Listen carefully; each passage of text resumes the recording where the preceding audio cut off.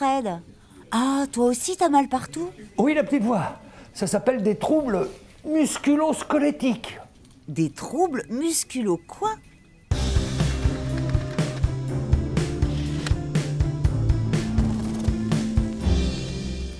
Les troubles musculo-squelettiques, c'est le cauchemar des entreprises.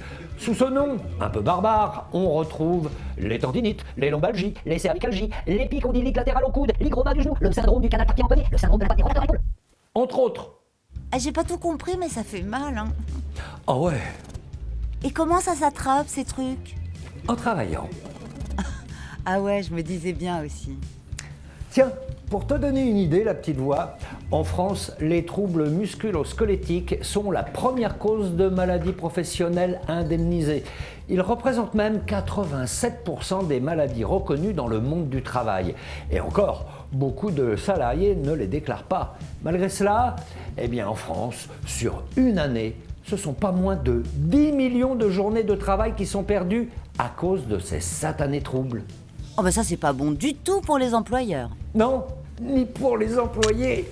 Oh, je douille moi, aïe. Et moi alors? Oui.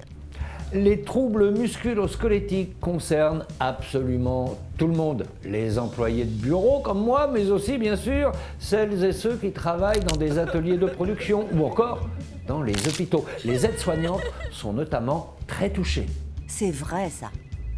Au bout de quelques années de travail, beaucoup de salariés sont abîmés, usés. Certains peuvent même être déclarés inaptes au travail lors de leur visite médicale. Et là, c'est toute une vie professionnelle et personnelle qui bascule, un épisode souvent vécu comme un drame. Et tout ça coûte cher à la collectivité et aussi aux employeurs. Mais qu'est-ce qu'on peut faire?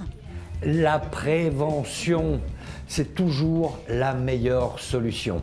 Des médecins du travail, mais aussi des spécialistes en ergonomie peuvent étudier les postes de travail des salariés et trouver des solutions. Dans un entrepôt de stockage, par exemple, investir dans des outils comme un transpalette électrique peut vite devenir rentable. D'abord, cela va éviter ou au moins réduire le nombre de journées de travail perdues. Et ensuite, si les troubles musculo-squelettiques d'un salarié sont reconnus comme maladie professionnelle, la facture peut vite grimper à plusieurs dizaines de milliers d'euros pour l'employeur. Un peu plus de 22 000 euros en moyenne. Ouais, mieux vaut prévenir que guérir, comme disait ma grand-mère. Sans compter que si les arrêts maladie se multiplient, ça va commencer à faire mauvais genre.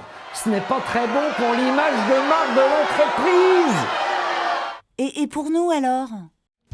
Alors pour ceux qui travaillent toute la journée devant un écran, un bon fauteuil, c'est crucial. La disposition de l'écran et du clavier est également importante.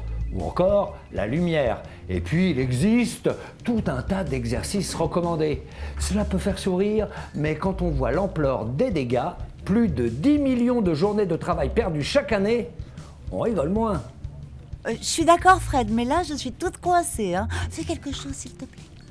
T'es marrant toi. Moi aussi, je suis tout coincé. C'est pas gagné, hein, mais on progresse.